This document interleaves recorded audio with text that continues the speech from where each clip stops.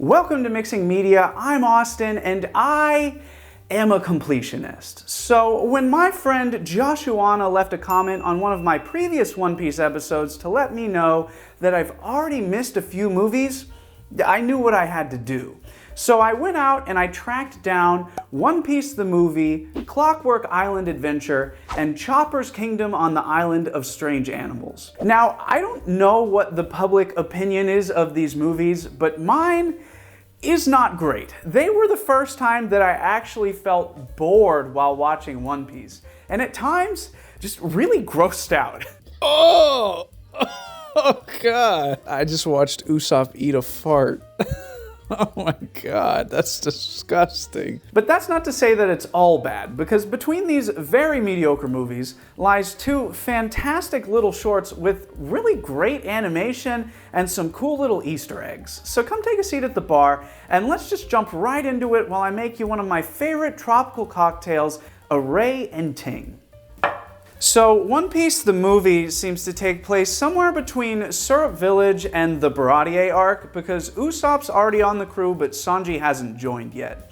And it follows the crew as they clash with the pirate El Drago, who's out in search of the treasure of the pirate Wunan, who's said to have stolen a third of the world's gold. And along the way, they meet a little boy named Tobio who actually idolizes Wunan and wants to find him himself. And we also meet his grandpa Gonzo, who runs an Odin shop on the sea. Now, my first red flag with this movie was that it was only like 55 minutes, and that's actually true of the first 3 One Piece movies, and that's because they were all double features with Digimon randomly at the Toei Animation Fair back in the early 2000s. So that's really only 2 episodes worth of content, and the first movie even has the opening and closing like it is just a regular episode.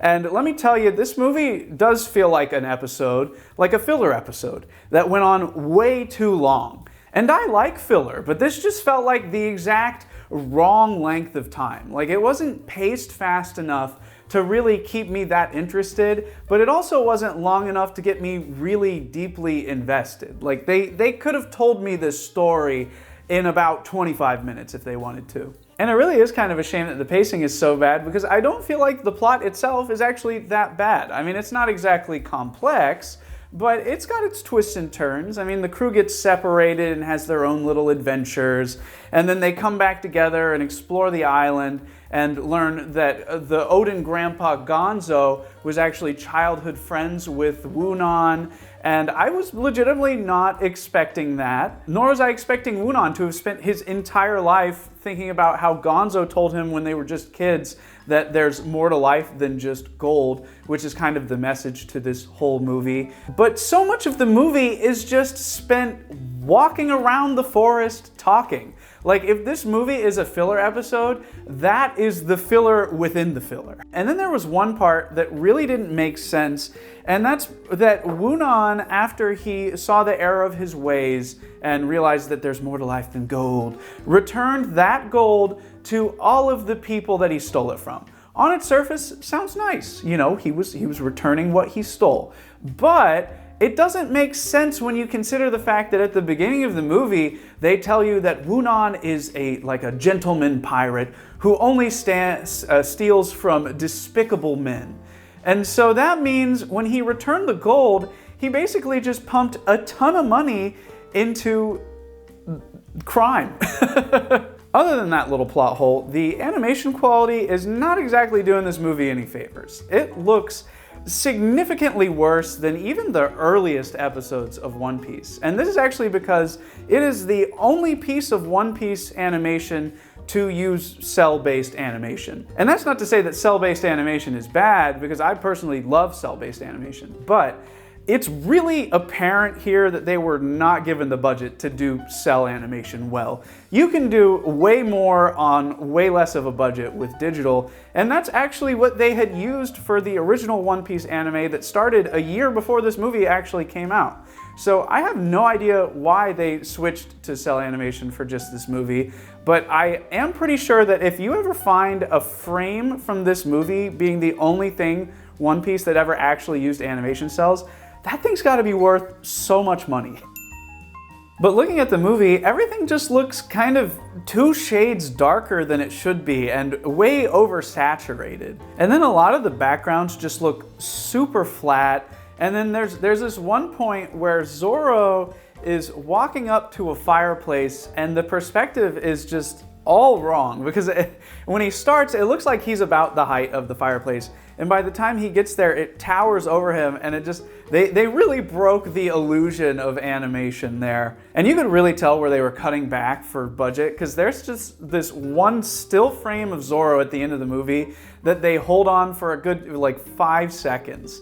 And then half the time they don't even animate the water, and then the other half, it just looks really weird. Like, I can't tell if this is practical effects, but it don't look right. This movie was also the only time that I've looked at some characters and felt like they didn't really belong in the One Piece universe.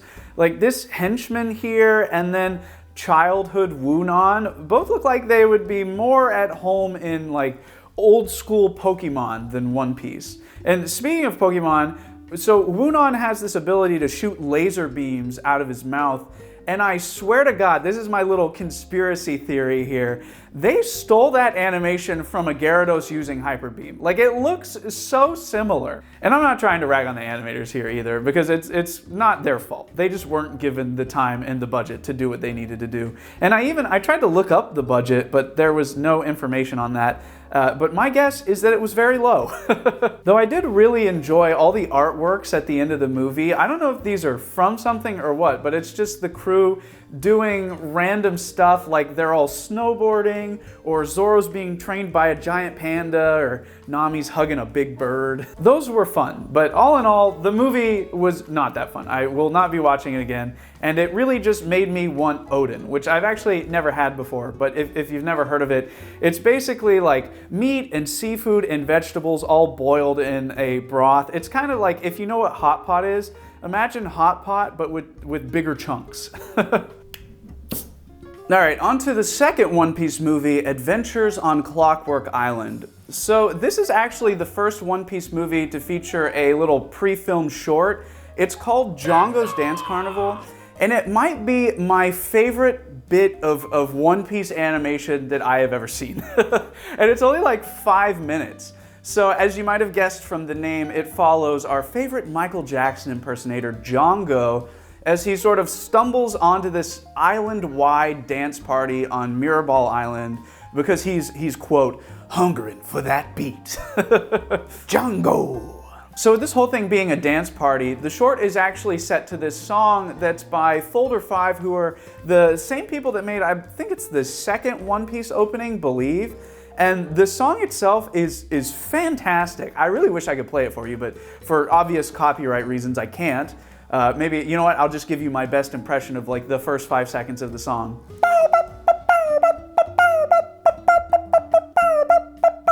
Okay, I'm gonna stop doing that now. Anyway, it turns out the Straw Hat crew is also on the island, and then the Marines show up and just start chasing everybody around until Jango gets up on this giant podium and hypnotizes the entire island to dance until they pass out. He killed some people that night.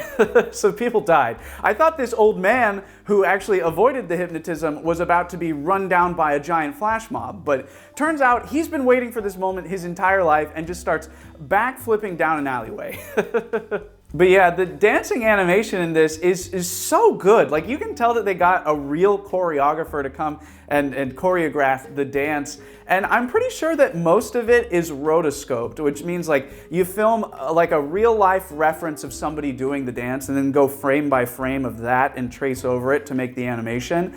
Because the dancing animation here is just way too smooth for somebody to have just kind of like drawn that by hand. I really like, there's this one frame of 3 Marines dancing and the guy on the left just looks like he is hating every second of it, and then the guy on the right was born for this. I was born to dance. And then by the end, it really tripped me out because the entire sky just starts crumbling, and it turns out that it was never actually nighttime. They were just in this giant, I don't know, like dance dome, and they danced so hard that it started falling apart, and as it's falling down, it's just animated with this super jank early CG. I don't know, this whole thing is just an experience like no other, and it did work for getting me hyped to actually go into the movie Adventures on Clockwork Island, but I was pretty quickly let down. Though I will say, Adventures on Clockwork Island is probably the best out of the 3 movies, but that's not exactly a high bar. I need to put the bottle opener down or I'm just gonna keep fidgeting with it this whole video. So the movie starts off with someone stealing the Going Merry and then stealing Nami to try to force her into a marriage. So the rest of the crew have to team up with these thief brothers, Barado and Akisu, to try to save her, get back the Going Merry, and to protect Clockwork Island from the Trump siblings. And no, not those Trump siblings, though I did think the same thing, but Trump as in Trump card, like they're all based on cards. At first I thought they might be doing like a Alice in Wonderland card army kind of thing, but no, it wasn't that cool. Instead they just randomly meshed together animals and playing cards, and they did that for the names too, which results in some really odd names. Like one guy is just named Skunk One. And boy do I have a lot to say about old Skunk One over here.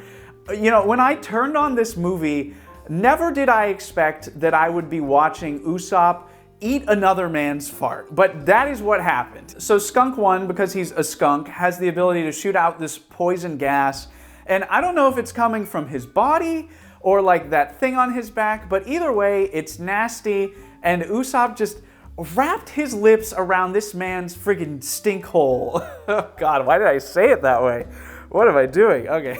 But thank God that these movies are not canon, because I mean, after that, Usopp would never be the same.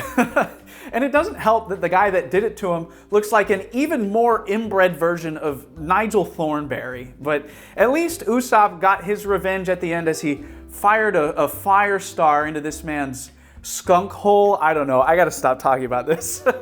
So as for the rest of the Trump siblings, they actually have some pretty cool character designs.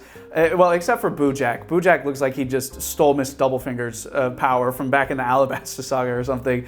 But I really like Pin Joker's design, who's like this combination of Joker card and bird. And then there's Honey Queen, who's got a bee-based character design. And even better than that though, her power seems super strong. She can just turn herself into water, which I have to question if that's kind of like contradictory to how devil fruit work. Like if you are a devil fruit user, then your weakness is water. So she's becoming her weakness, which means that's either super overpowered or just doesn't make sense. But Honey Queen is also a big part of how this movie will at times just get randomly super fan servicey. Or well, I guess it's Honey Queen and Nami, because the movie opens with Nami in her swimsuit, topless on the beach, and Sanji's rubbing sunscreen into her back. And then, you know, with everybody in their swimsuits, when the Going Merry gets stolen, they all lose their clothes. So they head over to the wedding rental shop that is randomly on this island. I don't know, I guess that island gets a lot of weddings or something. And they all change into wedding attire, which to me feels just kind of like an excuse to get Nami into a wedding dress, because she's the only one that actually stays in her wedding attire for the whole length of the movie. Side note though, I didn't recognize Usopp's wedding attire. Everybody else was pretty obvious, but his, I wasn't sure what it was. So I looked it up, and it's actually, he's dressed like a Shinto priest. And if you don't know what Shinto is, it's this super old popular religion in Japan, but that's too much of a tangent. Anyway, back to the fan service. When Honey Queen and the other Trump siblings show up, she's just like chilling, completely naked in a hot tub, which again, doesn't make sense. As a devil fruit user, she should be like weakened by that water, but she's just hanging out in it. And then later, she and Nami are playing cards, and Nami beats her, and Honey Queen starts to walk away, and Nami goes, well, you can pay your debts with your body.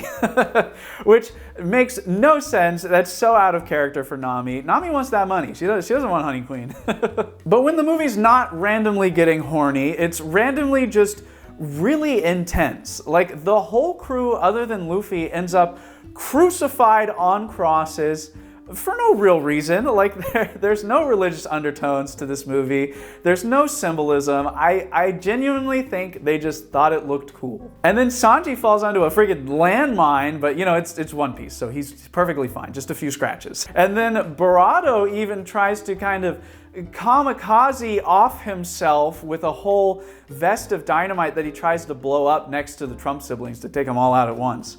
And speaking of the Thief brothers, Barato and Akisu, the whole movie kind of like centers around them, and I will say they are much more interesting kind of secondary characters than the old man from the Odin shop and his grandson were from the first movie. So pretty early on in the movie, we learned that Barato and Akisu are not real thief brothers, but instead adoptive thief brothers, because Barato found Akisu floating out at sea and just kind of took him in.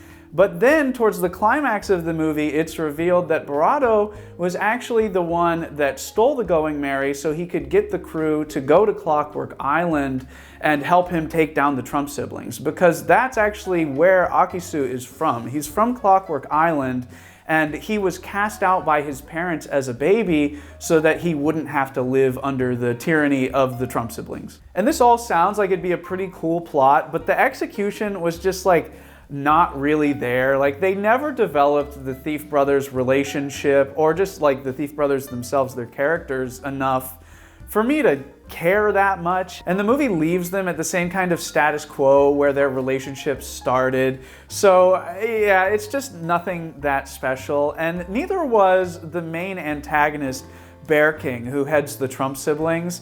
Like, he just felt kind of lame and never that intimidating of a villain. And more than anything, I really didn't understand his powers. Like, he could harden himself, but then also really heat up too. So I did some research, and it turns out his power is actually a pun on the name of his devil fruit, the Kachi Kachi no Mi. So Kachi Kachi is the sound effect that Japan uses for the sound of things hardening, and Kachi Kachi is also an onomatopoeia for the sound of two rocks hitting together to spark a fire. So there you have it. That's why he can both harden his body and get really hot. I feel like this is the kind of really specific One Piece question that nobody else was wondering but me.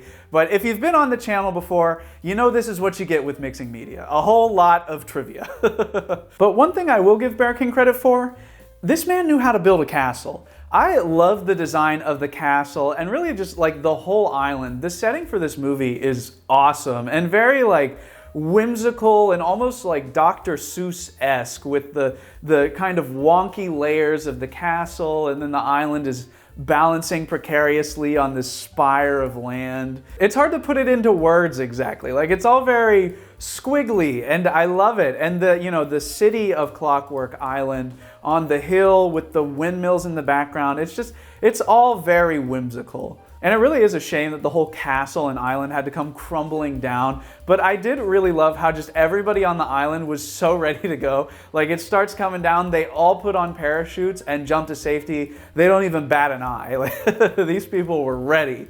So yeah, this movie is better than the first movie in pretty much every way imaginable. But other than the character designs and the setting, it is all still very mediocre. Unlike the second short that we're going to be talking about today, Dream Soccer King. So there's not really much of a story to this one. It's just a bunch of One Piece characters all trying to score goals on poor Kobe, who's just like out here trying to survive and not get his head blown off. But man, it opens on this old polygonal CG that just transported me right back to the GameCube era. Like, I can't say that it looks good, but it certainly has a retro charm to it.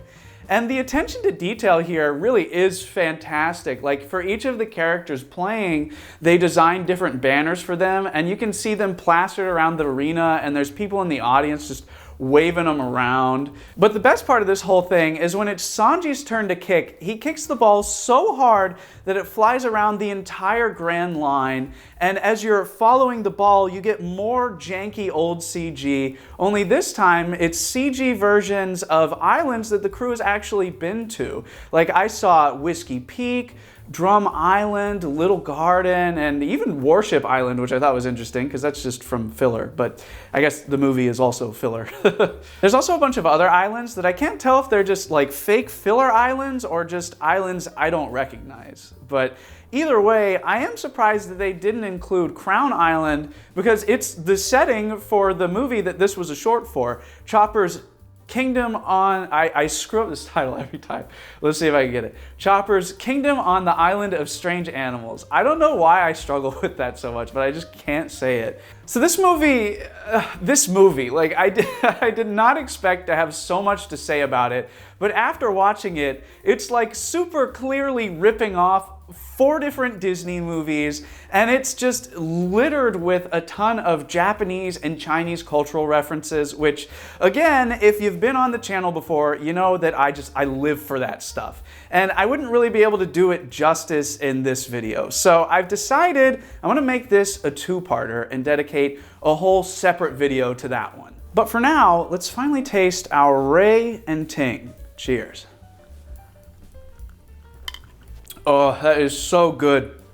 It's like rum and coke's tropical cousin. And it'll sneak up on you too. Wray and Nephew is a delicious, funky, banana-forward rum, but it is also bottled at 151 proof, which for reference, a normal spirit is like 80 proof. And then Ting is a grapefruit soda that's from Jamaica. Randomly, my Walmart has it, so I was able to make this drink.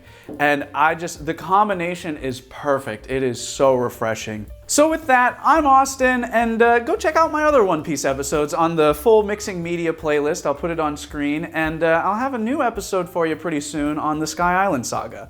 But thank you so much to all my Patreon supporters, and I will see you here next time on Mixing Media. Bye-bye. I can't find a straw.